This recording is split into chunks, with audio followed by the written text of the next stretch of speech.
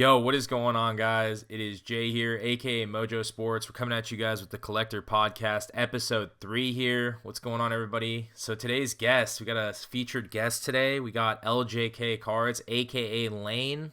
What's up, man? What's up, Jay? Thank you very much for having me on tonight. I'm excited for this. I'm looking forward to being on the podcast. Austin was a great guest. It's honestly a tough person to follow. No, man, I love what you do with the community, man. You and I kind of talked about before, but you're a community guy, and I am too, and I love that you do the whole support people who are going to support you. So, I mean, that's amazing, bro. Yeah, I mean, that's the foundation of the community. We used to always, if someone was doing a break, if someone was looking to sell a card, buy a card, you would make the post on your story. You would try and help them. That's what it's all about at the end of the day, is helping people find what they're looking for. Yeah, bro, I love that. So since you're talking about that, how did you get into collecting? I mean, so collecting overall, I feel like pretty much everyone in my family has collected something. But specifically sports memorabilia and cards came from my two uncles. They both collected both memorabilia and cards growing up and into their adulthood. And so that kind of rubbed off onto me. Nice. Like, what year would you say you just had begun collecting into like the memorabilia, and then maybe what year did you start cards? So my first time ever going to a card show is probably when I kind of piqued my interest. I really understood what it was, and it turned out that that was LeBron's rookie year. So I went to the White Plains card show, and it was very different than it is now. It was pretty much all memorabilia with a few wax dealers and not many singles. But there was a ton of 0304 wax, and I just so happened to pick Tops and Victory. And so those were the two first boxes I ever ripped on my own was 0304 LeBron rookie year, Tops and Victory. Dang. So were people like back then like freaking out about LeBron at that show, or like the cards, the rookies, or any of that stuff? I mean, yes and no. I didn't really understand kind of what was going on. I was pretty young still at that point, but when I asked the dealer what they recommended, that was what they recommended. So I would assume that there was enough hype that they're telling a little kid that you should buy that box. Hey, you took the recommendation, right? Exactly. I mean, it worked out. I still to this day have a couple of the LeBrons, a couple of the Mellos, but they're in a screw down, so won't grade out. Dang. That's crazy. I mean, dude, you were in Dallas, so Dallas compared to that show was probably like night and day, right? I mean, at this point, yeah, definitely. Yeah, man. Was Dallas probably is was Dallas this last January, was that one of the craziest shows, or what would you say? I mean, it definitely is kind of getting to the point where being on par with the National, but the National is still by far the craziest show I've ever been to, the two times that I've been. What years did you go to the National?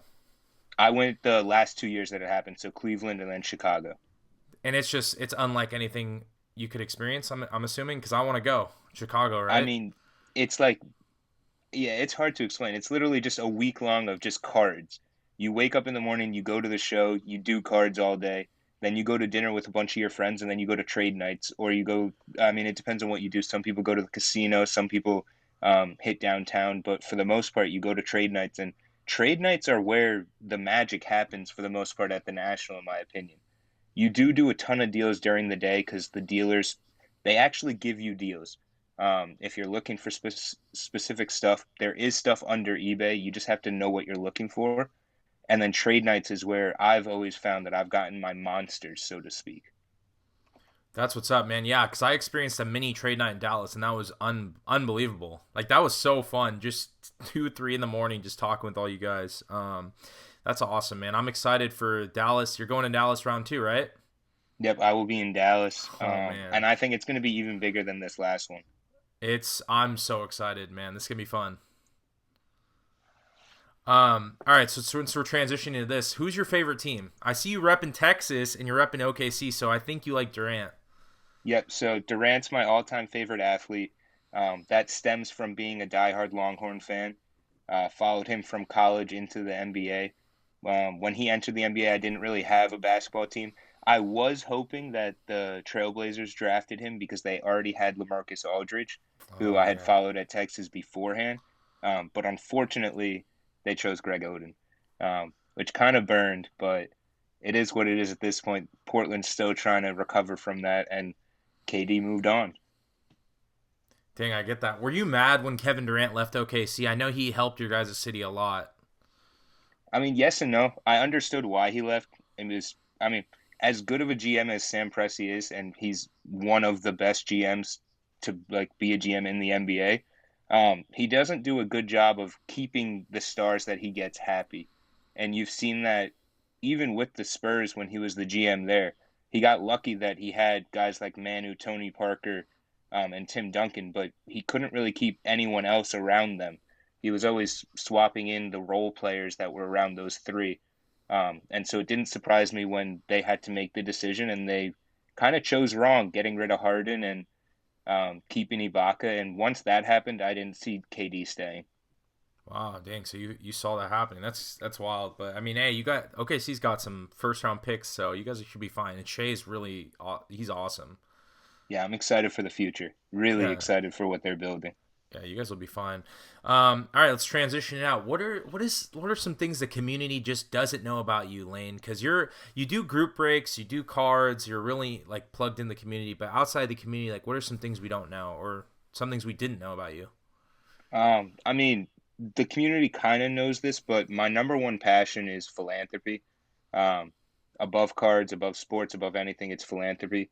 That stems from how I was raised, how I grew up. I always would be doing charity walks. I would always be doing different fundraisers. And so that's why I do the toy drive every year. I've done it 3 years now. I'm going to continue doing it. And it's just me being able to see someone smile because I'm fortunate enough to help them is why I like doing it. Bro, that's amazing, man. I saw you did the toy drive, and I definitely will next year. I'm gonna help you promote that, man. That sounds awesome. I respect that, man. I could totally tell that you were into that based on what you were kind of posting about in the community, and you like to help people, man. I respect that. I love that. Yeah. I mean, at the end of the day, I remember I was a little kid walking around my local card show with a shoebox full of cards, and a dealer said, "Hey, you need this two row, not the shoebox." So everyone started at some point, and you need someone to maybe hand you that two row. Dude, that's amazing, bro. I love that. I mean, dude, that what that's incredible. Since we're transitioning into that, what are some of the biggest struggles you climbed over through collecting as a kid to where you're at now? Like maybe when you were a kid, like what did you have a hard time with? I mean, as a kid, it was kind of, I didn't really care what was going on. I rode my bike after school to the LCS, and if I had $3, I would buy a pack of '05 tops. Um, but I wasn't even chasing the right quarterback. I was chasing Alex Smith instead of Aaron Rodgers. Oh man. Um, so, Wait, but what yeah, was like, damn, was everyone freaking out about Alex Smith? yeah, I mean, he was the number one overall pick, and Rodgers Yeah. was the 24th overall pick. So it was kind of, I mean, similar to like Patrick Mahomes, where he was like, Watson was the guy everyone chased, not Mahomes. Yeah, dang, that's crazy. So I started collecting in 2010, so I'm late to the party, but I kind of remember Aaron Rodgers and Alex Smith. I because I'm from Sacramento, so San Francisco. I remember everyone was really high on Alex Smith. I mean, Um, Alex Smith has had an amazing career, just not quite the Aaron Rodgers type career.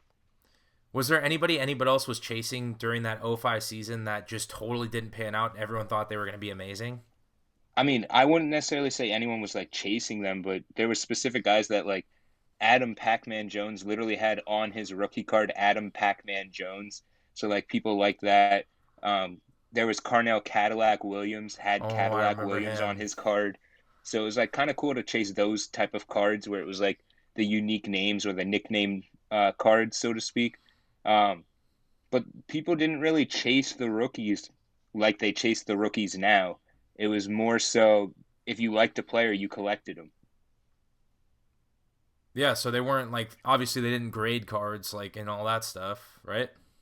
I mean, not I wasn't following grading. When I would go to the card shops, I would look for I mean, I would go in with like $20, $30 to spend at that point. So I would like look for the six pack autos. I would look for players that I liked watching the night before, stuff like that. I wasn't really paying attention to what might go up in value at some point. Yeah, I know, dude. That's me in 20. How you're describing that is me in 2010, man. Just with the Blake Griffins and all those guys, man. Exactly. It's crazy, bro. What about like now? Let's talk about the COVID collecting era. What's the struggle now? I don't know if you're gonna say retail because you don't really do retail, right? I mean, I used to go and clear out retail, like 1819 Prism. I cleared out my Target 5 times. Dude, me too. Um, but I ripped I it can't all. lie. I ripped it all too. Yeah, I ripped it all. I mean, it's just a different time now. It's we used to be able to prospect, so to speak. I mean, when 1819 Prism came out, you could get Luca color. I was buying Luca Reds for $160. Like Damn. you were able to actually prospect even technically the best players in the class. Now 1920 Prism comes out and a color of like a mediocre middle of the road player is $300. Now you fast forward even further, and what's it going to be when 2021 Prism comes out and like a late first round pick is going to be $400 or $500 for just like a red or a blue. Dude, the shifts, man, the shifts are going on pretty deep right now.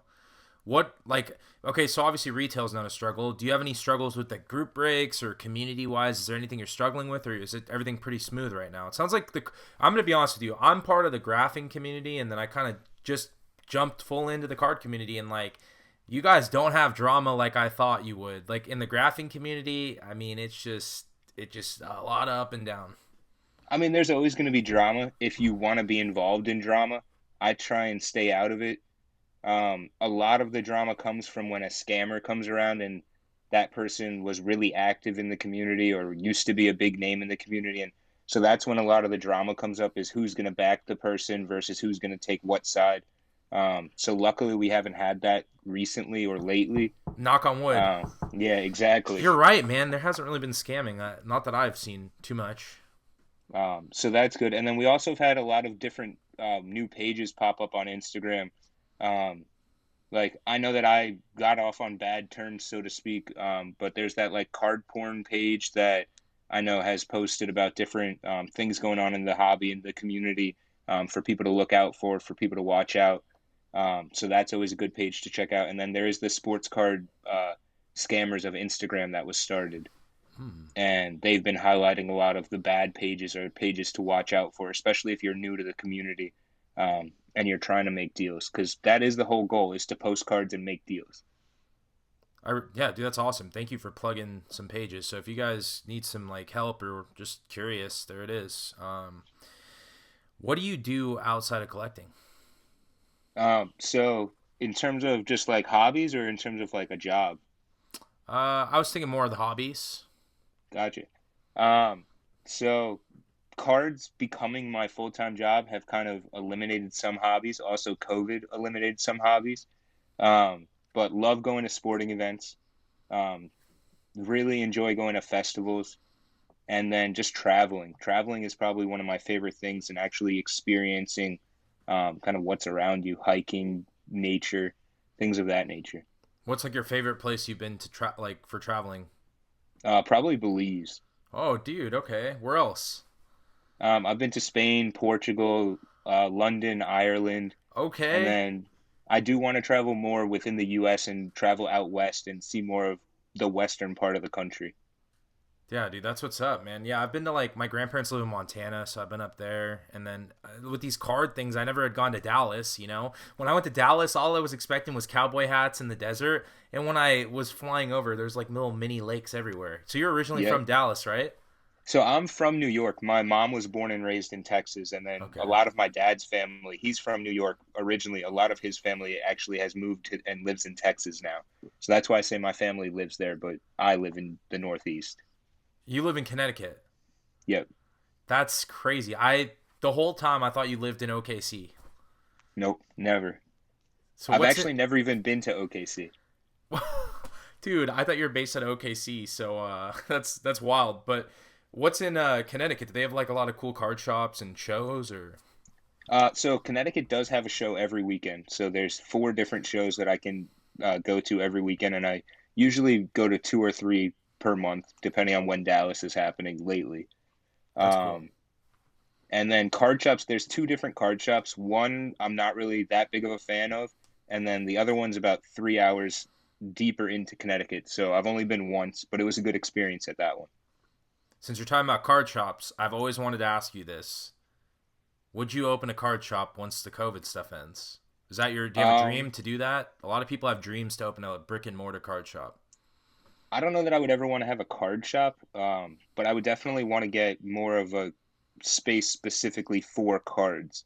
If that meant a shop or if that meant an office or if like it, I'm not sure what it or if it means buying a house and having a basement just for cards, like turning a man cave into like a card shop, so to speak. But definitely having a specific space to run a card business. Yes, I don't know if I necessarily want to have a shop though. There's just a lot more overhead that comes with that. I totally get that. I mean, you were talking to me about. I was talking about my office today, and so the office I rent, it's crazy. I don't even do as many cards as you do. You do breaks and everything. Like I haven't even gotten into breaks yet because I'm just so busy with the podcast and just kind of covering all this. But I've been doing a bunch of PSA submissions and all that stuff. And the office I have, dude, it changed everything for me. Because I go in there when I need to. It's in a cool location down the street from where I used to. Like I grew up here, and Right. it's $440 a month, man, Yeah, month that's to not bad month. at all. Yeah, so and I just, dude, when I have to pay that 440, it burns at me, man. It makes me fired up. I gotta do something different. I gotta make some money. Yeah, that's really not bad at all. Yeah, so dude, I recommend getting an office, especially you. You have so many cards, and you'd love it because you could go there. Like if you find the right one, the one that's like 24 hours, you can go there whenever you want. And most of the Yeah, people that rent exactly. out offices literally go during the day. So I'll go into the office in the middle of the night, just and I'll just be me in there and just scheming up. So definitely recommend. No, that's actually a really good idea. I'm gonna look into that. Yeah, bro. And honestly, the P Ryan collection, the guy, he really motivated me for it. And the thing I can give you on advice is Craigslist, man. Just go on Craigslist and just start looking up office spaces, especially during COVID. People are just dying to rent out those spots. Very true. And you'll be good to go. When you get the office, you'll form hours, you'll go in there and you'll have like a whiteboard and you'll put all your breaks down and you'll love it, man. So if you have any questions, you know you can hit me up. Definitely. Yeah, that'll be next on my to-do That's your list. bucket list for this year, bro. I would love to see you in an office. I know you would do so great, bro. You're so great with the customers and everything. I can see how happy people are. You ship stuff on time, bro. That's huge. Yeah, honestly, I don't get that how people will like make a sale and then 8 weeks later it'll be like, "Hey, I haven't gotten my card yet." And it's like, "Well, what are you doing? Like, what have you done for 8 weeks that you couldn't go to the post office and ship this person's card?" Dude, as That's soon the as I thing I get the never understood. PayPal, as soon as the PayPal hits my account, I could never withdraw it until I ship the card. Exactly. It's like a pet peeve of mine. Like I've been in the community for 10 years, so like I've experienced like different waves of, shipping late. I mean, and people shipping late to me, and it feels terrible. But I mean, at the end of the day, people have their different traits, and if you know that you're going to ship late, at least communicate and let the people know, hey, it's going to be 3, 4, 5 days, because then at the end of the day they won't be mad, I get that. or they'll be less mad. Less man, yeah, that's good. Hey, you got to keep the people happy. What of like so this COVID collecting? I keep calling it COVID collecting craziness. I don't know what else to call it. What are the pros and what are the cons? I could say um for the pros, for my end, I love, dude. The community is amazing. This is yeah, the golden so age. We're in the golden age. I don't know if we'll ever experience something like this again. yeah, I mean, we are 100% in a market that we have never seen before, at least not a market I've ever seen before. Everyone that I've spoken to has kind of never seen this type of market. I mean, you buy a card and by the time it arrives in the mail, you've made 10, 20, 30, in some cases 100, 200% on that card already. That's never been the case. When I was really getting into cards in 2015, you would buy a player and sit on him for 2, 3, 4 years, hoping that it might double or triple in value. Now you buy a card, and if it hasn't doubled or tripled in value in 3 months, it was wasted money, it seems like. So that's kind of the pro is that if you have an idea of what you're doing, it's not hard to make money in this environment. Um, the one, I guess, flaw, which is kind of what I feel is becoming the biggest flaw, is you really have to have money to make money. So if your goal of cards is to make money, you have to come to the table with 10, 20, $30,000 now, as opposed to coming to the table with 1,000, 2,000, 3,000. So it's just become a very different market. And if you don't know what you're doing and you're spending that type of money, it's risky, and people will get burned. People will get caught holding the potato, so to speak, or holding the bag, so to speak. Um, and we're kind of seeing that with the 2019-20 basketball class. I mean, every player across the board is down. I mean, name a player that isn't down from when people were buying him. I mean, Tyler Hero was a $1,500 Prism Silver, and now I think it's like 700. Where's So that? it's Where's that coming from? Like the Ja Morants are down, the Zions are down. Where's that all coming from? I think it's just an attention span with the market right now. People are focusing on everything else other than modern.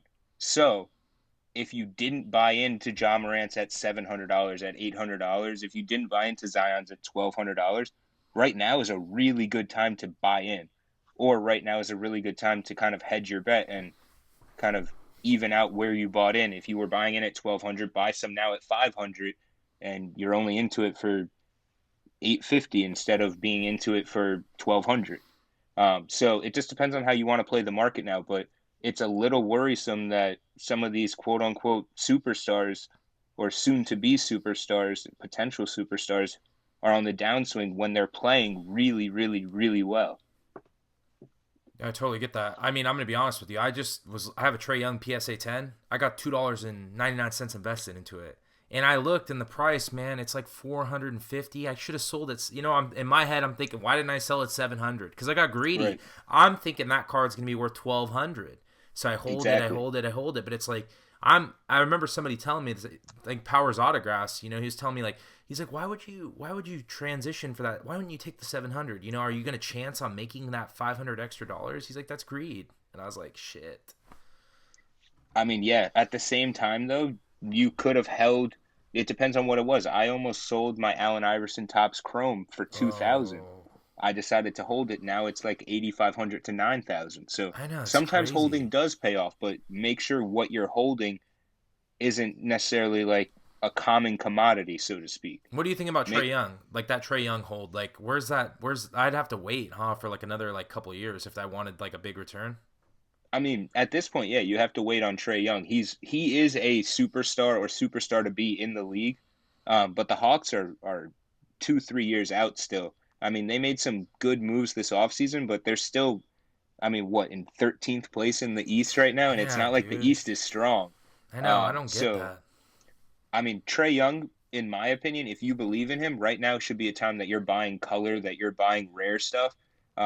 If you have $2.99 or $299 into a Trey Young base and you can get 450, 500 for it, I would probably sell that and try and get some color because I think a blue ice PSA 9 is only like 1,500 or 2 grand right now, Oh, it's not bad.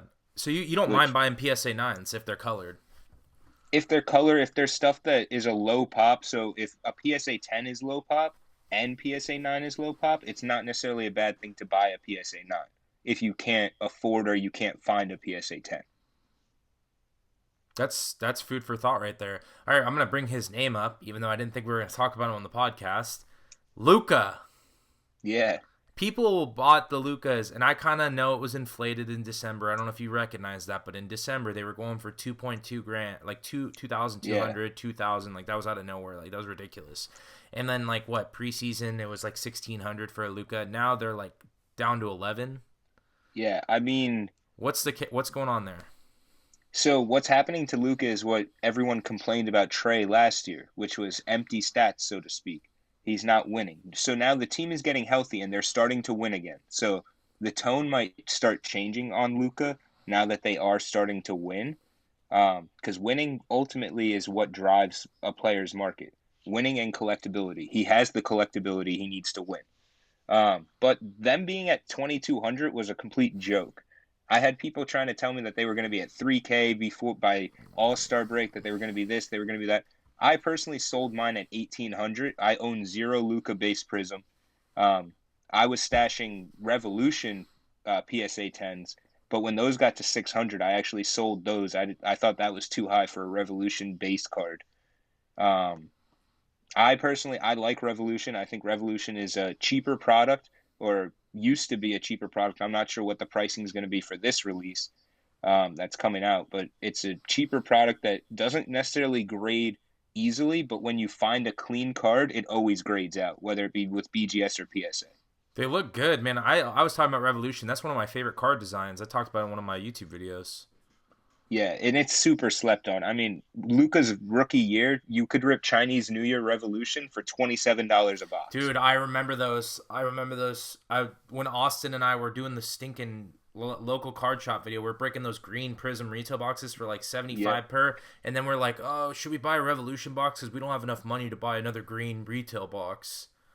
yeah, those were fire for $25. Dude, those are so expensive now. I want to say they're like $300 or $400, which is crazy because The people like didn't want to spend the $25 on them. They thought they weren't worth it, and now they're 300 to 400. And people are like, "Oh, do I need to buy this now?" Because Luca, it's like common sense kind of went out the window when people saw the potential of what money they could make. Yeah, dude. You know one of the cards I want to tell you that I sold at the show? That Giannis, man. So, I pulled that from a pack, everybody hears about it 1,000 times a Yeah. day.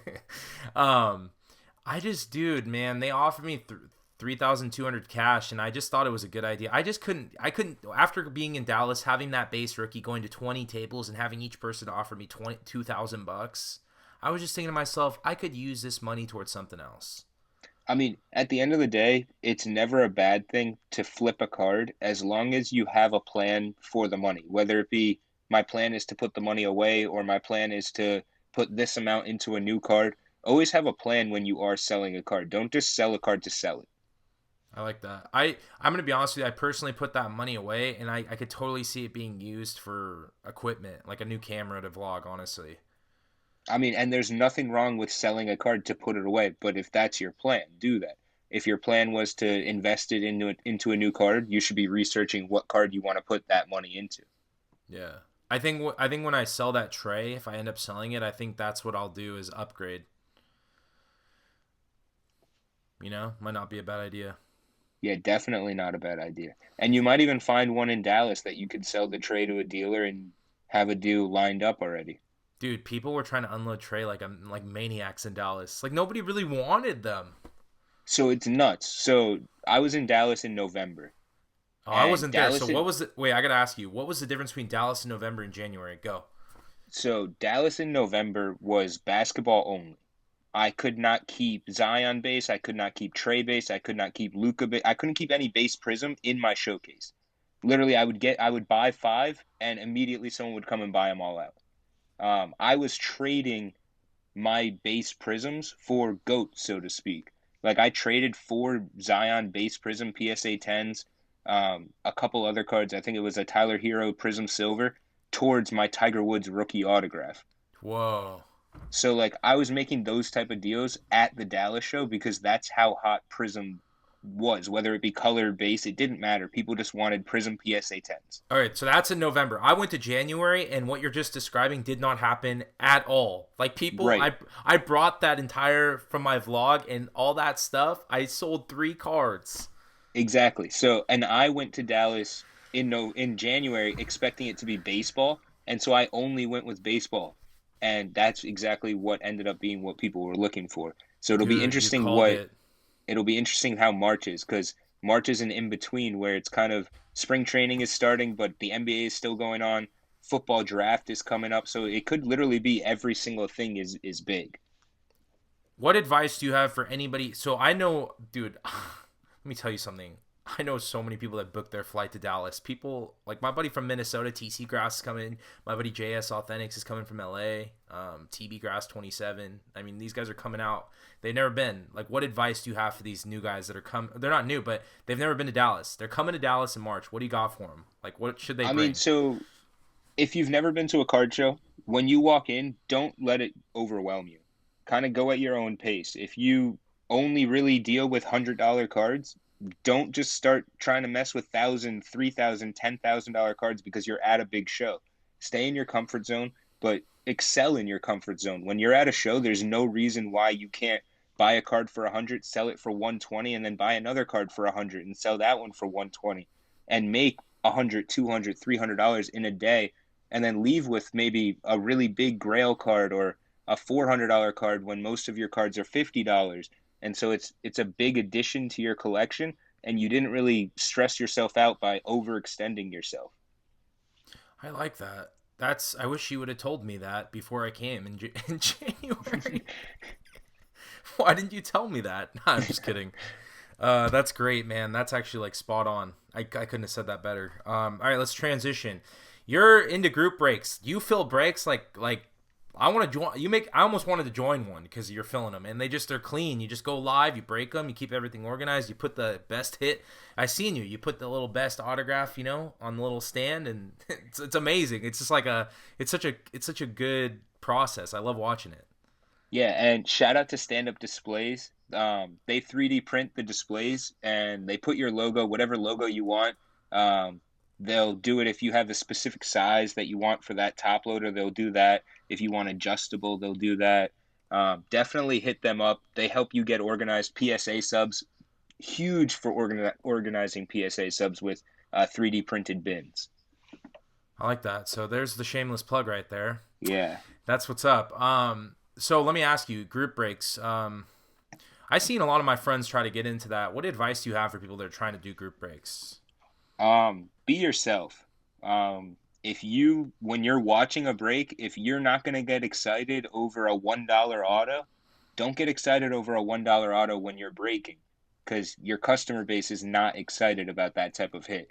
Now, if you hit a $5,000 card, if you hit a big one of one, be excited, show your emotions. That's the point of you breaking. That's why people are there for you.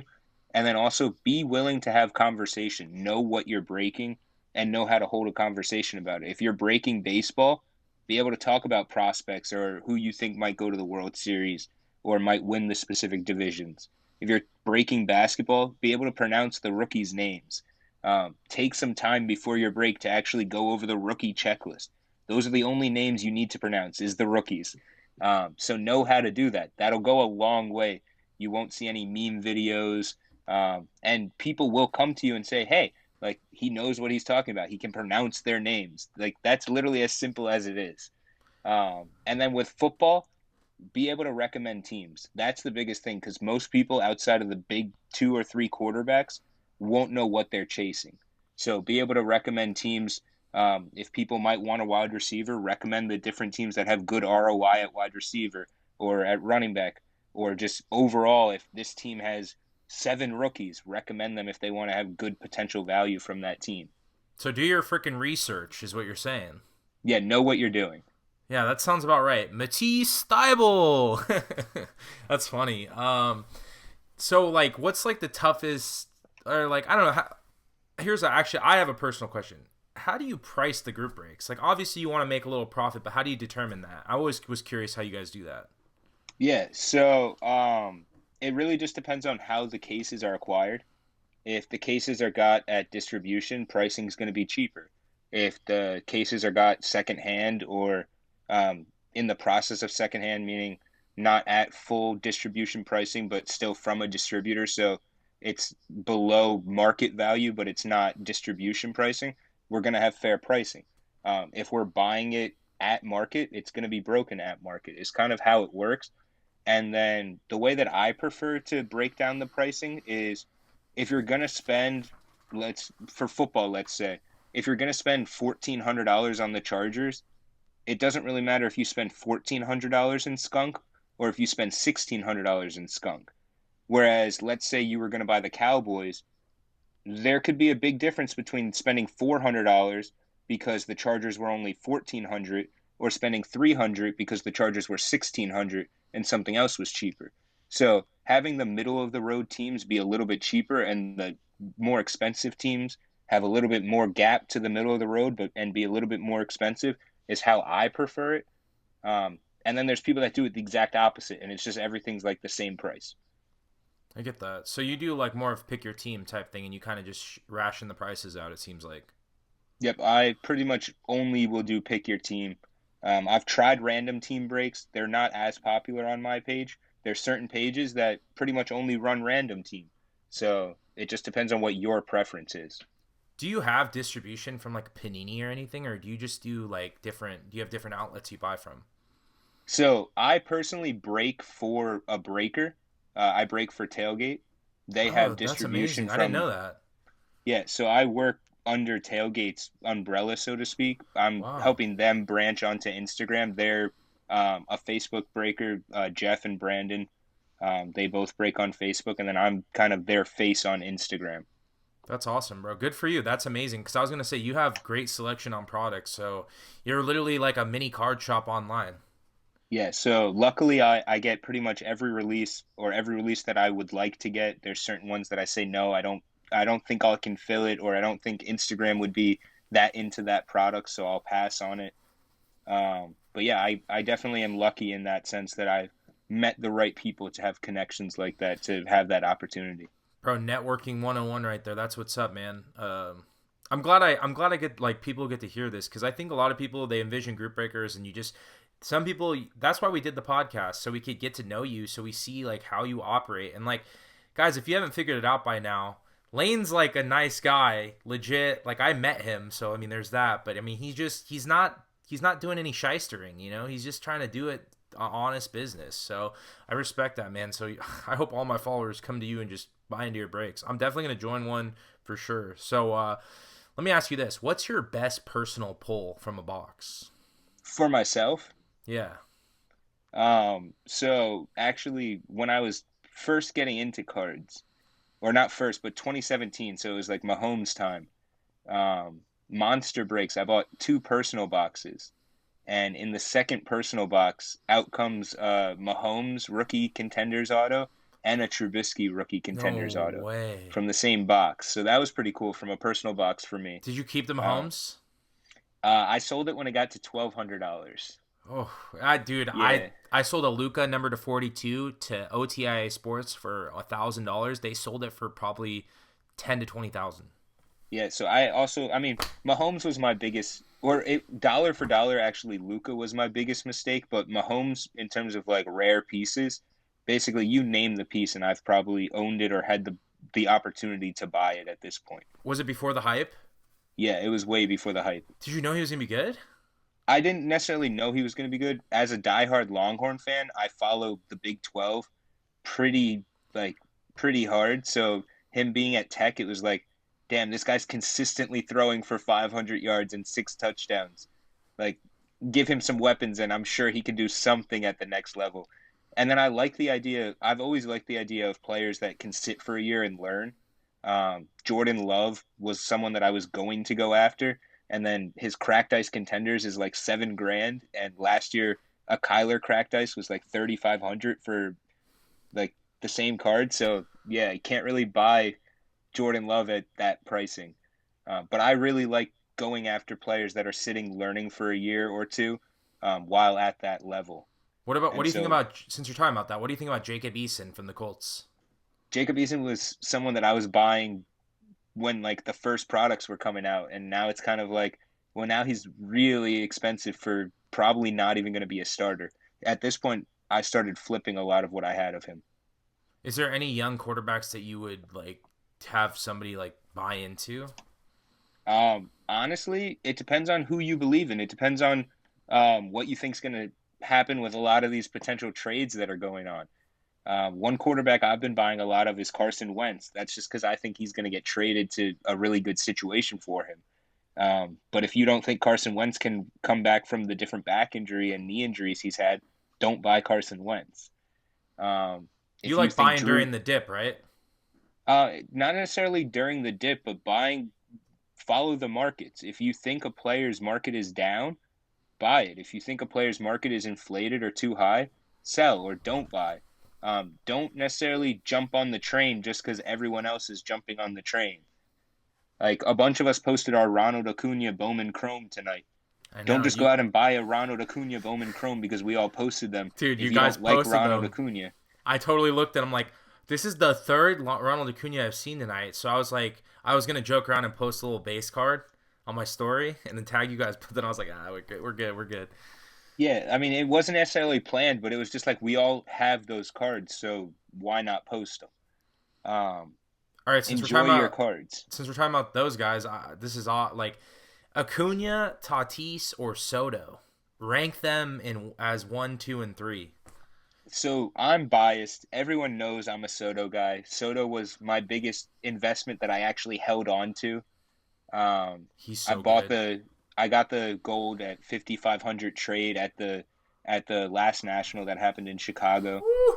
Um, and because of what happened with Mahomes, I just never sold it. I had it in my showcase, and I would always be 2, 3, 4 grand over comps. And if someone wanted it, they could pay it, but I was never necessarily willing to sell it. And now it's a lot more than that. So you have Um, Soto, and then what about Tatis and Acuna? so I personally like Tatis as number two, and then Acuna as number three. However, I have more invested in Acuna than I do Tatis. Do you think Tatis is undervalued right now? I actually think he's slightly overvalued for some stuff and undervalued for others. I think that his tops paper and his tops chrome is undervalued. I think that his Bowman chrome is actually pretty inflated. But that also has to do with grading.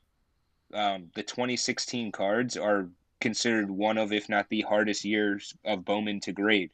So keep that in mind when comparing different cards. Acuna's year is considered one of the easiest ever, which is why you see so many BGS 10s and black labels. Yeah, okay. That's good to know. Is there a card or an autograph you won't put a price tag on? Yeah, I have a couple of them. Let's see them. Um, so one of them that I have out, it's dual patch game used of John Elway and Troy Aikman. All right, let me see that. Bring it closer. Interesting. All right, why that one? That's pretty sick. What year is that? Like '05? So it's '04 Ultimate Collection. Oh, what a It's actually classic. Troy Aikman jersey number. So there's that. But my grandpa was a scout for the Cowboys, and so that's where my love for the Cowboys comes from. And he was a scout during that time. He himself got 4 Super Bowl rings. And Wow. so that's kind of why I collect those old school Cowboys patches, cards. Tom Landry. I collect Mike Ditka. Those are all some of his friends. Um, Wow. so yeah, there's different reasons why you collect cards. It's not just for the dollar amount. Yeah, man, that's your family, man. That's amazing. That's like me with DeMarcus Cousins, man, and just there's just more to it than a price tag, man. And it just doesn't. I don't care. I love all of them, and I love Sacramento, man. I grew up here, so. Yeah, exactly.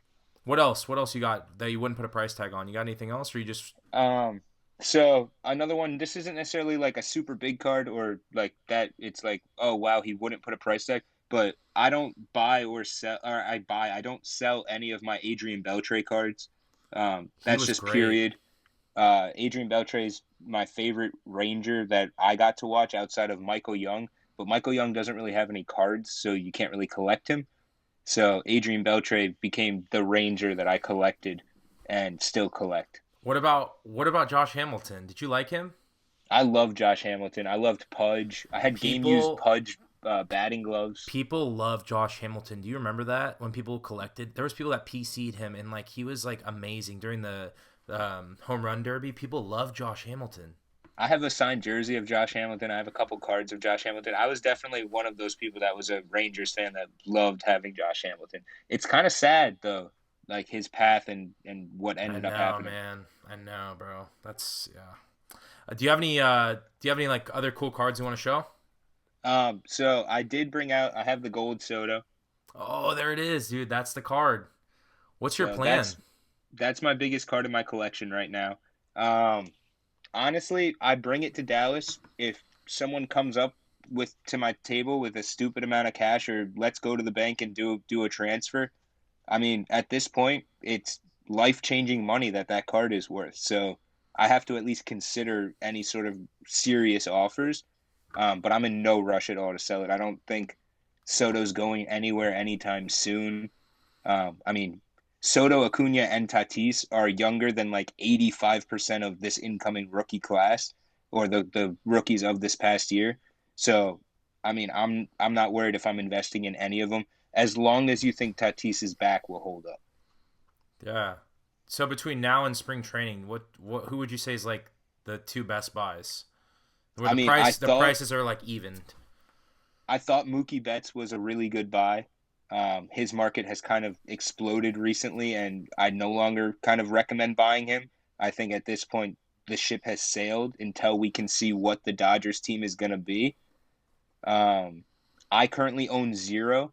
but I think Cody Bellinger is not a bad buy at what his current pricing is. Again, the Dodgers should be a team competing for a world championship again this year, going for back to back. So buying their players it's not a bad idea. Corey Seager, look into who you like on the team that has Bowman Chrome autos. Focus on Bowman Chrome if you can afford their Bowman. That's always the first thing you should buy. Then go to flagship or Topps Chrome, whichever you prefer. But autographs, Uh, right? Autographs are probably the yeah. best bet because like base rookies are like Well, autographs for Bowman, base for flagship slash Topps Chrome. for sure. I was gonna And ask then you, what do you think of Gavin Lux? He's really Gavin, cheap.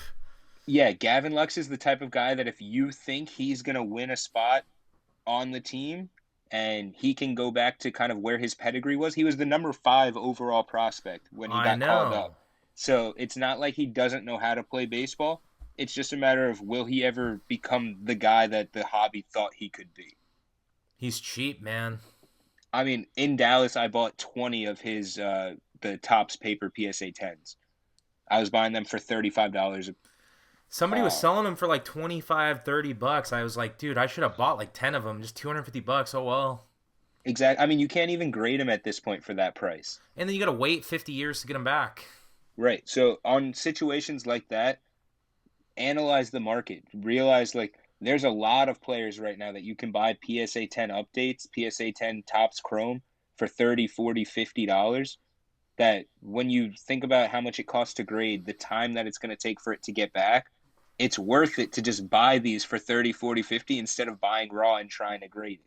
Dude, that's okay. The Donovan Mitchell deal I did, like, it's Donovan Mitchell, but like, dude, $45 for two of them. I was thinking about it. It costs 10 to 15 to grade it. Then my peace of mind gets ruined when PSA takes forever to Yep, to exactly. send it Unless you back. five My day it. head, my headspace is done because I'm waiting 5 months and it's a 20-day submission and it's already month 5 and you're just like, well, I better start another submission. Yep. I mean, I think right now I have 450 or 500 cards at PSA. Oh my god, And bro! like I don't even have that many at this I point. know, dude. I'm gonna be Like honest with there you. One of my insecurities about my stuff coming back is like the base rookies did go down, but I guess, dude, I guess it's just how it goes. It ebbs and flows, right? it I mean, it 100% ebbs and flows, but at the same time, it went down from what? Like what are you into it? Where did it All go these are down raw. from? I mean, all these are raw cards. I'm just talking from me. Like they were all raw cards, so I mean, it doesn't really matter, huh? But it's also from when were you looking at the card? When did you like the card like at one point a Zion PSA 10 was Was three hundred 700. Do you dollars remember when it was 750 though? But I'm saying at one point you could get them for 300. Then it shot up to 1200. Then it's down to 700. So like yeah, it might be down, but really over the year, over 6 month window, it's actually up 200% or it's actually up this amount. We need to stop only looking at week to week and start looking at a little bit more of the bigger picture. Yeah, we might have left some money on the table, but we're still making a ton of money by selling at whatever it's at. So do you ever? Okay, so now that dude, that's great you mentioned that because I definitely need to start doing more of that. How do you determine like the month to month percentages? Like, where do you find all this information? I mean, you just like eBay comps following when you bought in, keeping track on your own spreadsheets, what you paid for Is it. that do you have like a Um, spreadsheet that you do? so I try and keep a spreadsheet, and then I get lazy and I just keep everything in my head. It's kind of not okay, but at the same time, it works out. At the end of the month, I write down everything so I can fill out all the proper paperwork. But for the most part, I just keep the deals in my head. If you ask me what I paid for a card, I could tell you exactly what I paid or exactly what I traded. And that's just the type of memory I have for pretty much every card I own. You know what's crazy, bro, is I relate to that because I know I paid 450 for a Drew Lock PSA 10 Prism rookie, Yep. and it's like that. It's like it is what it is, you know. I had to learn the Yep. hard. No, I learned a lesson from that. I don't think that don't sell that Drew Lock. I'm not selling it. I'm gonna keep it. It's $450, and it is what it is. But no, I was gonna say that was a player that I think that if you don't think the Broncos are gonna draft a quarterback, it's Drew Lock's job, and he's gonna have all those weapons back next year that were hurt this past year. Yeah, no, exactly. You're right. Totally. Um, what was your well, I was gonna ask you what your best sports card investment was, but that Soto is pretty good, man. That's probably my best. Or I mean, if I had held it, I mean, I had at one point 10 different national treasures Mahomes. Um, yeah, Don't I say had eight. autographs. Don't say Yeah, autographs. yeah, like NTRPAs Dude. out of 25, out of 99. I had some that RCR 9510. Like I had some monster Mahomes that like could buy houses for people at this point. Dude. How do you know? Um, Okay, someone's going to ask this, but how do you know when to sell a card? How do you determine that? it's your own personal decision on when you think the time is right, whether it be you think a player isn't going to become what you thought they would be, so you just want to get out of it, take the profit and move on, or take the loss and move on, or the card you bought it for 2,000, it's up to 15,000, and your goal was for it to get to 10,000. So hey, it's at 15. I'm not holding it anymore. I don't care if it might get to 30. My goal was 10, and it's at 15. So when you're buying bigger cards, especially when you're buying bigger cards, have a goal for yourself. If it is to flip it down the line, and if it is to put it away and forget that you even own it, that's kind of my plan with this Trout. I bought this Trout last Dallas show. It's a Trout Gold Update 9.5. Ooh, that's My nice. plan, my plan is to just. I mean, I haven't ever posted it to my page. It's not for sale. At least not anytime soon. My plan is literally to just keep it in my PC box and 5, 10 years down the line, see what's happening with the market. I like that. And that's a I mean, he's Trout's amazing. I mean, we don't even need to talk about him. Everyone just knows. So, I mean, and you can make those type of plays, especially if you're when you get your PSA sub back. If you had $500 into all the cards and then $1,000 into grading it, if you could sell your whole PSA sub for $10,000, $11,000, why not? Dude, that's exactly, bro. Like all my, you know this, but like all my cards I was using for like graphing, but like some of them I just was going to card shows with $5 buying all those Prism rookies, and I sent them all for grading, and I just have been Yep, unloading them.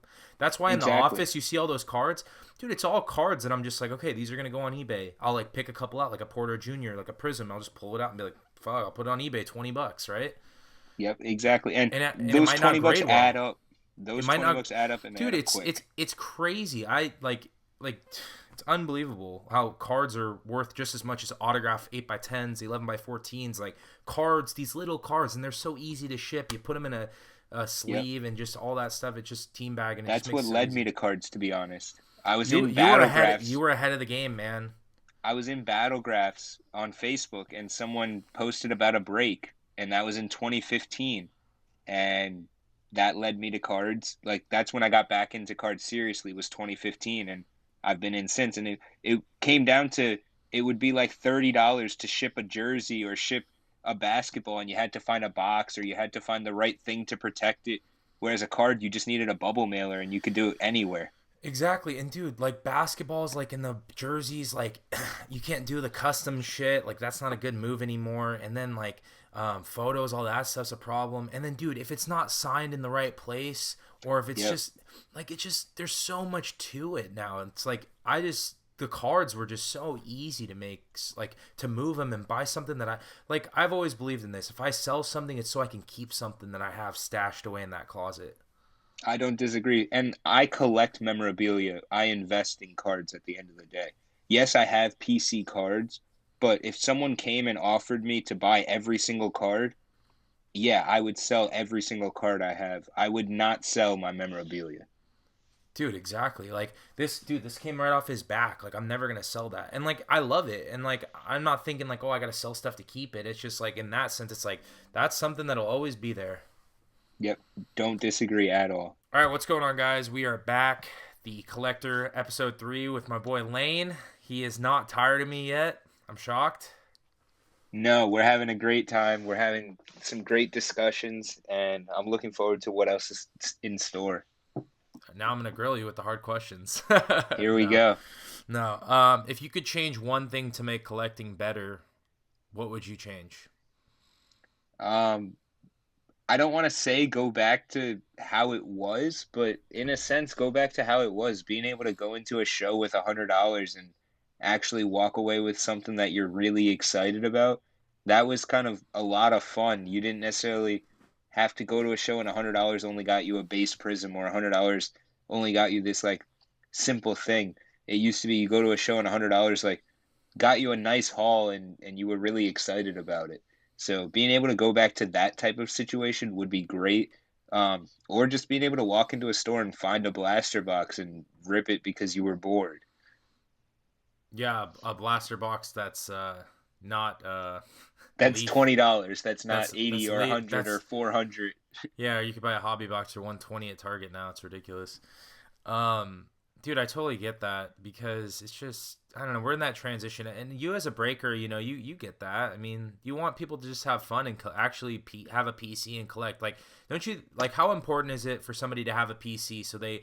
Because I always talk about this. You can make money. Like at the end of the day, it's fun to make money and to build on investments. You get this rush out of it.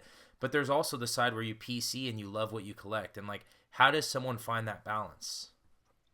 So it does all depend on the person. Some people collect cards to make money to buy other stuff. I mean, some people literally collect cards and flip cards so that they can buy new golf clubs every year, or so that they could um, do more with their car hobby, which car hobbies are even more expensive than card hobbies.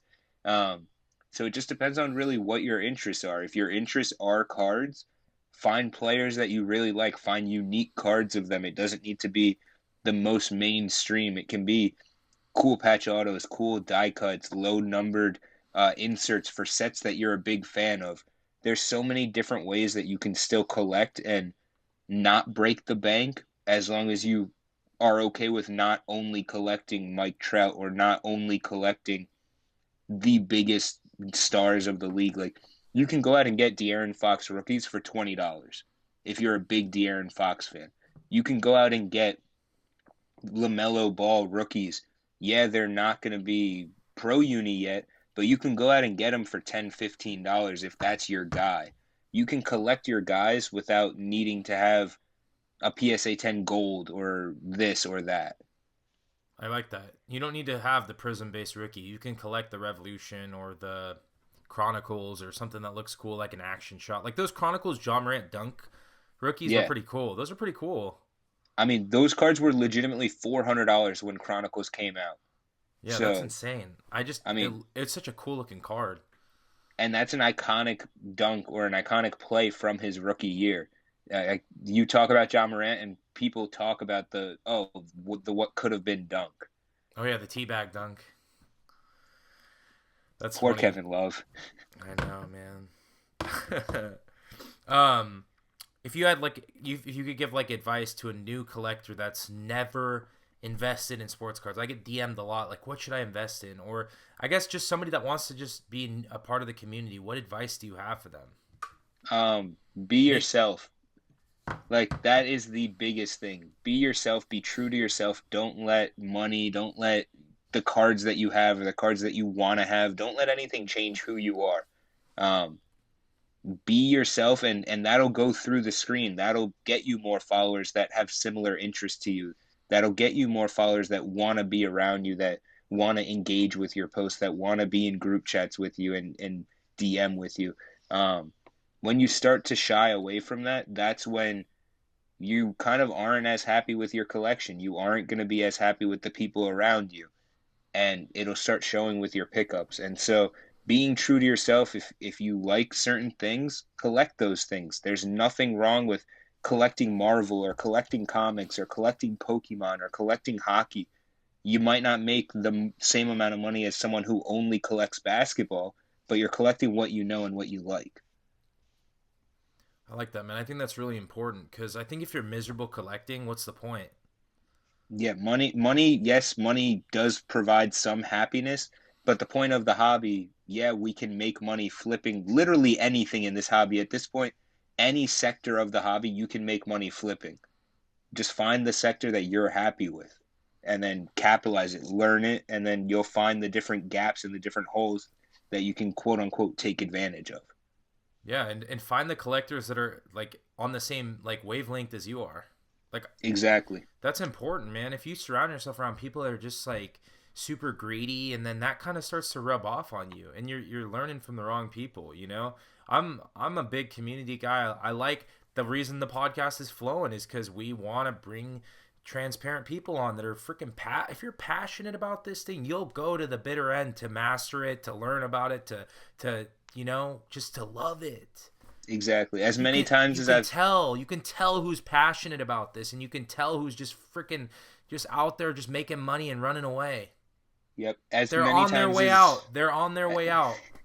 as many times as people have said, "Oh, I just want to sell all my cards and be done, go do something else."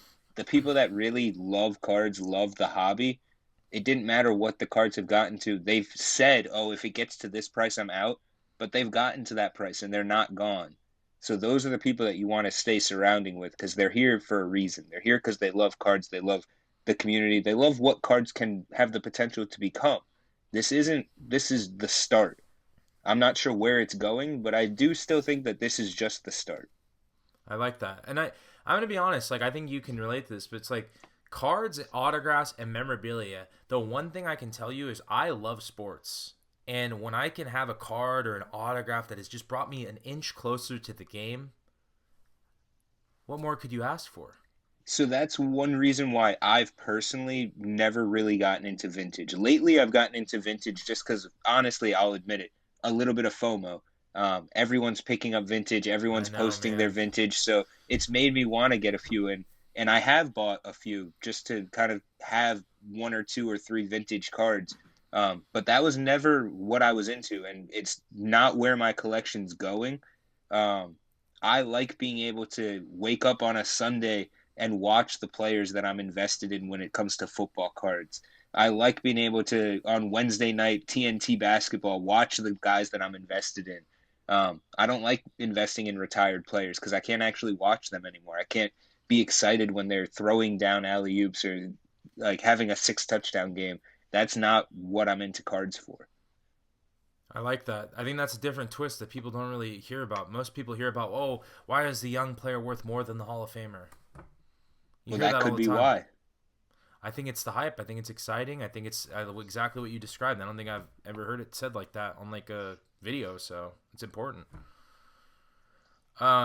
Okay, so if you could go back in time and pick up one card that you should have bought, what was it?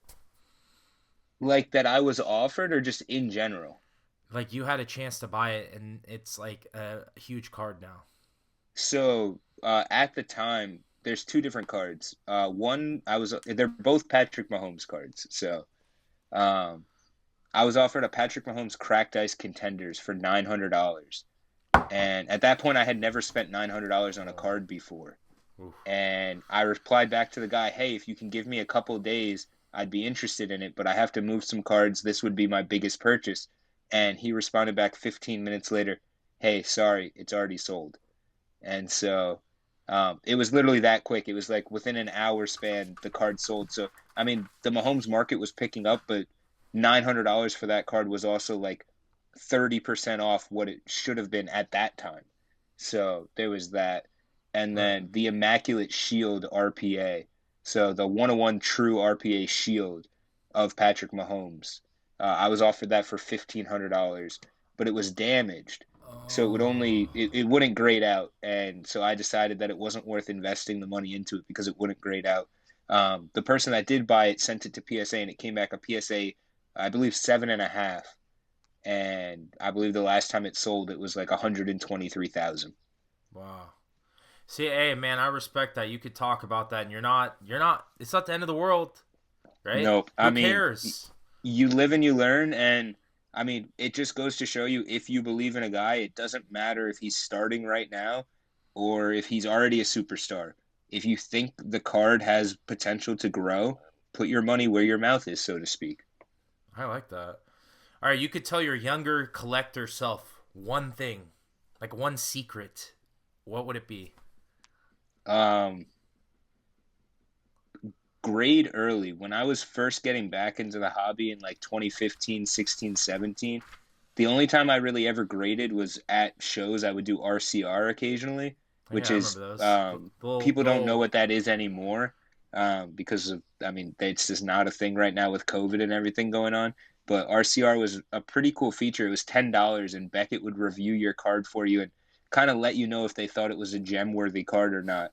and that was a cool feature for $10 to get a professional grader's opinion, um, just to verify if you had the same eye, if you had the right eye, and then you would send it off to BGS to be hard slabbed or crack it out and send it to PSA if you wanted the PSA 10.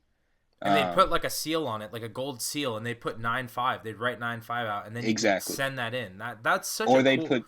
they'd put 10, they'd put you could also pay to have subgrades added to it. So if you wanted like if you got a BGS 10 and you added subgrades, you could know if you got a black label right there and then. And when they first started RCR, it was guaranteed. The grade that they gave you was guaranteed if you sent it in that day to them to BGS with them. They changed that. Thanks. They no longer guarantee the grade anymore, but I've only had 3 ever come back not the grade that they RCR'd it as. So And that was I've a big. RCR'd That was a big thing. thousands. That was a big Yeah. Beckett. Because do you remember when people liked BGS 9.5s more than tens? Yeah, PSA I mean, tens. that was when I was first really getting into the hobby was BGS was the thing. If Dude, you they had a ran. Bowman They Chrome ran it. Auto, if you had a Bowman Chrome Auto, if you had a high-end auto, it went to BGS. If it was a new release, if it was Prism, if it was like everything went to BGS, and is all that went to PSA was like the low-grade bulk stuff that was for like the registry sets. Yeah, And the registry sets. that's where PSA started. Oh my And then god. all of a sudden the registry sets took off and certain PSA 10s took off. And I really think that the reason why PSA has taken off so much in the current climate that we're in versus BGS is the simplicity aspect of it. If you look at BGS, I mean, if you don't know anything about cards, it's confusing to, oh, what's 9 centering? What's 9-5 surface? Like, what does that actually mean? Whereas you pick up a PSA card and it's just, oh yeah, it's a Gem Mint 10. And that crisp 10. The number 10. So like while the true collectors and the people that actually know the hobby appreciate BGS and appreciate the subgrades and what it is, I think there's a reason why BGS no subs are starting to become more popular and why PSA does have such a big gap. And it's because, and I don't mean this in a disrespectful way, you don't need common sense to understand a PSA 10 is a PSA 10. Yeah, that's pretty simple. And like, I mean, the hobby has lost a lot of common sense lately. I think that it can come back. It's just a matter of when. What do you think's like the like in okay, since you brought that up, like in the hobby, like what's something that's so distorted right now that people are just like they need to get their shit together on it. I mean, that's one of them. The fact that a PSA 9 is almost selling for the same as a BGS 9.5.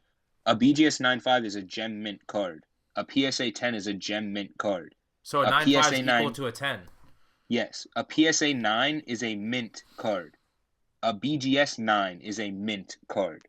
So there's literally a level down, but yet because of the PSA hype, it's almost the same as a gem mint level card.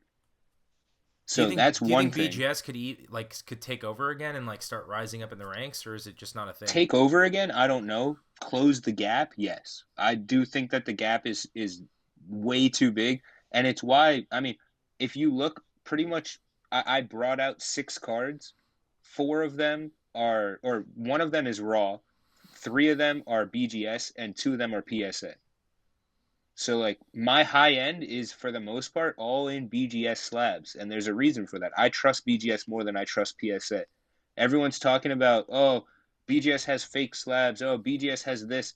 Why doesn't anyone talk about the fake Jordan Fleers that get sold in PSA slabs, or the trimmed cards that are in PSA slabs, or the different scandals that go on in PSA? Like I don't know why there's such a blind eye to certain things, but not a blind eye to other things. Do you think it's because most people have their cards at PSA maybe? Of course, it's you can't bad talk where your money is, and the people that are willing to just be honest and say this is an issue or this doesn't make sense or this is manipulated or this is whatever the issue may be. If you're even if you own the stock and if you're willing to admit what's going on, I think it's better for the climate of the hobby. And if the person's transparent, the community can support you. Exactly. I mean, dude, this is a crucial part of the podcast. I mean, going back, there's been some PSA subbers that have forgot to sub cards or have taken months to sub cards or even weeks to sub people's cards. Just communicate with people. Be honest. Say, hey, I have this going on, or hey, I don't have time to do this. Can I send this to someone else for you? Or hey, it's going to be 2, 3, 4 weeks before this gets subbed in. Um, just be honest with people because time is money, and when you start playing with people's time, they're gonna get angry, and you have to expect them to get angry, and you have to be okay with them kind of having a response to you wasting their time and their money. I like that. That's so well said. I mean, you're right. Time is money. Like you think if they're already mad and you're stringing them along, it's gonna be even worse. Yep, Be exactly. inevitable. Have you ever taken a break from collecting, Um, Kind of. I mean, I've and just why? collected other things. So like when I first got into collecting, it was in 03, 04. I went to the show and I bought the boxes of cards. And then in 05, I would go to my LCS. Then I got a little bit older and I got more into Pokemon and Yu-Gi-Oh! And so I was collecting and playing and traveling and doing tournaments for those. And then I got into memorabilia and I got really into memorabilia and I was going to shows. I was going to the same White Plains show that I was going and picking up cards at. I was then going and picking up memorabilia and I was becoming known as a memorabilia dealer there. Um, then I got a little bit tired of memorabilia for reasons that we talked about. People got too picky, or you'd buy one image and they wanted a different image, or they wanted it on the left side of the picture instead of on the right side of the picture. And so it just got a little bit annoying. And then I got into sneakers. Sneakers was fun, a lot of fun. I ran an add to cart service kind of not before it was a big thing, but as it was blowing up. And then the whole sneaker culture changed and it was no longer about chasing grails and like actually rocking the shoes. It was just about who could make the biggest flip. And that's when I left sneakers and I went back to memorabilia and cards. It's all a balance, man. So It I've it always been collecting. It's just a matter of what. it ebbs and flows. I totally get that. I mean, when I went to Marquette, I took a year off of collecting, and honestly, that was just to develop Autographs 101 and just to enjoy my college year, and honestly, I have no regrets, man. And then there's times like, I mean, dude, I haven't been graphing. I've been collecting cards, like, but There you the go. thing people don't realize is like I've always loved cards. Yeah, I mean, at the end of the day, like people talk about, oh, he's a grapher. It's like, yeah, but what are they graphing? You're graphing cards. You had to get them somewhere. You didn't just like magically snap your finger and all these cards that you're getting signed appeared. You had to collect them and know what they are, know where to get them. And open packs and just wheel and deal. I've always loved cards. I mean, I remember my first pack was the Bryce Harper red packs, at There Target. you go. Yeah. Yep. So, all right. If I guess, yeah. Let's. Some of the Instagram community wanted to ask you a couple questions, so we'll wrap it up with these. Are you ready? Yep, I'm ready. Okay. So, Lit Sports Cards asked you, you don't have to show it, but what's the oldest card you own if you could name it? Oldest card that I've owned, it's either going to be Allen Houston rookie card that I got signed in person by him, or it's one of those Dwayne Wade or LeBron or Melo rookies that I opened in the box. Both, Okay. all were from around the same time period. Okay. Ricky Berman asked, "What's your personal motivation and what is collecting done for your life today?"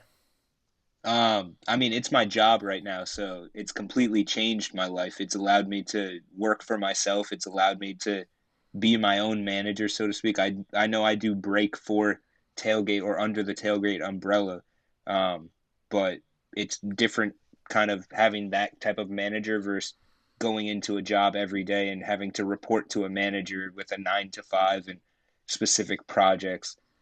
So cards have completely changed my life. They've let me become independent, and I have no regrets with that. All right. Crazy underscore coleslaw asked, "What's your first pickup ever?" First pickup ever. I mean, it would be those boxes. Buying my mom buying me those boxes at the show. All right.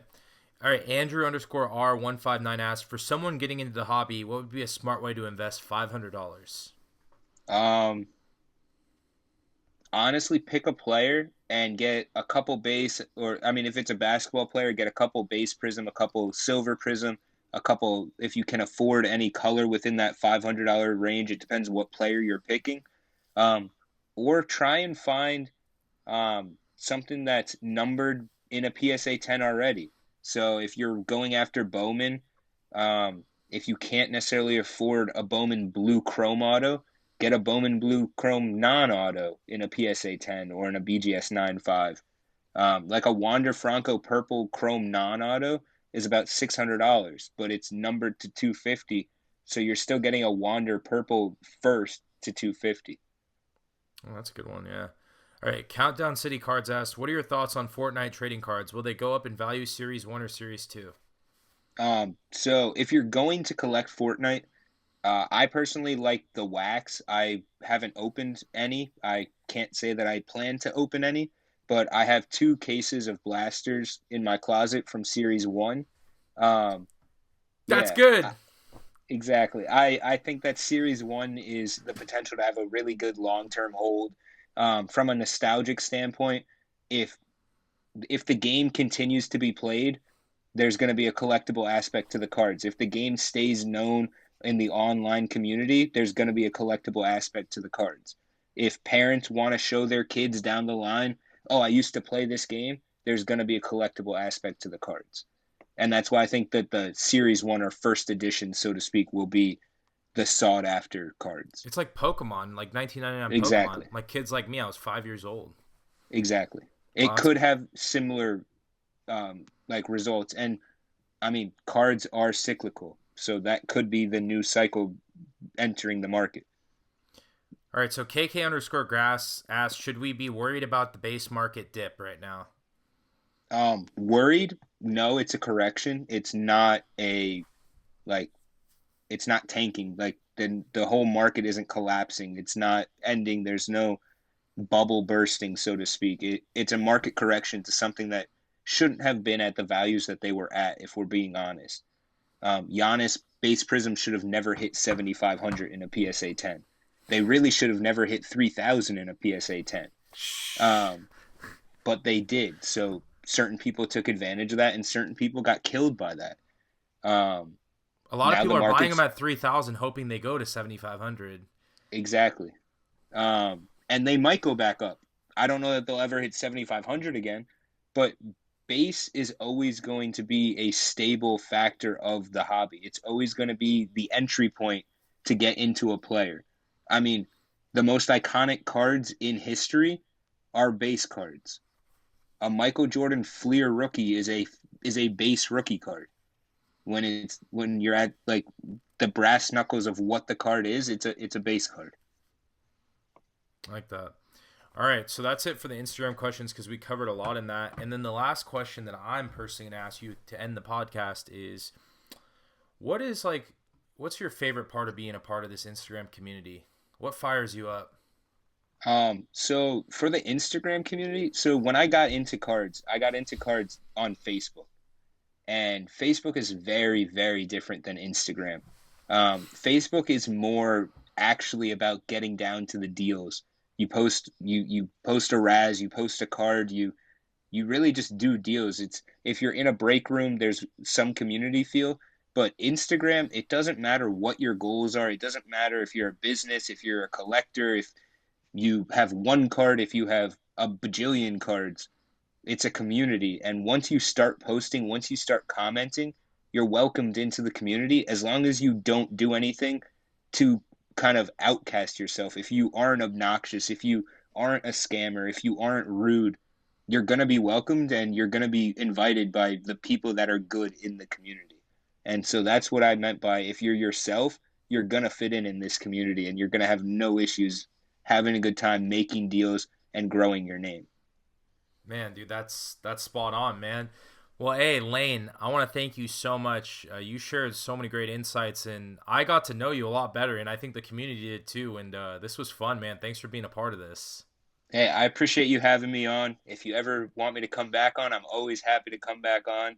And if you ever have questions, if you ever outside of just should I buy this card, that's the only question I really won't answer because that comes down to your own decision. Do you want to buy it or do you not want to buy it? But other than that, I'm always happy to answer any questions people have. Yeah, and you guys can find him on Instagram at LJK Cards. He's on Instagram, so give him a follow. And Lane, thanks for being a part of episode 3. And thanks everybody for listening to Mojo Sports Podcast. We will talk to you guys later. See ya.